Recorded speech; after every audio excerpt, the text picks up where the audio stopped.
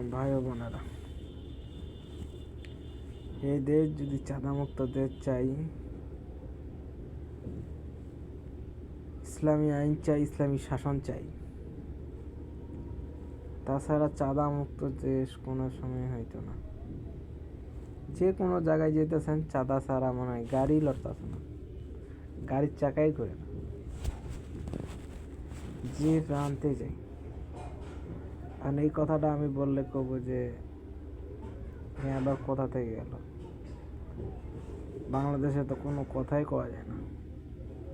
কইলেই কয় যে তোমার অধিকার নাই, ওর অধিকার নাই। তার মানে আমগো বাংলাদেশে কোনো অধিকার থাকে না।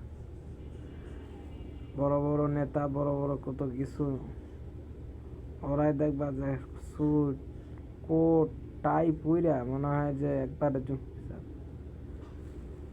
এতই কোট টাইট পরতে পারে ওরা, তো কোট টাইট টাকাগুলা দেয় কেডা?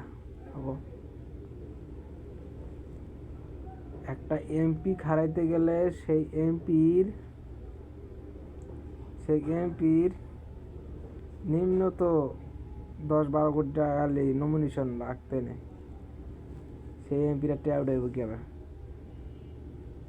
কিভাবে উঠাইব ভাই? এখন আমরা এই কথা বলছি, এখন কব যে রাজনীতির কথা বলা হইল কে? ভাই সবাই যদি রাজনীতি করার আছে, কিন্তু বাংলাদেশে আমরা কথাই কইতে পারি না, স্বাধীনতাই নেই, রাজনীতি করতে যাইব। ইনশাল্লাহ দেখবো আমরা এবার ইসলাম মার্কা দেখে ভোট দিয়ে জয়যুক্ত করবো সবাই। আসসালামু আলাইকুম।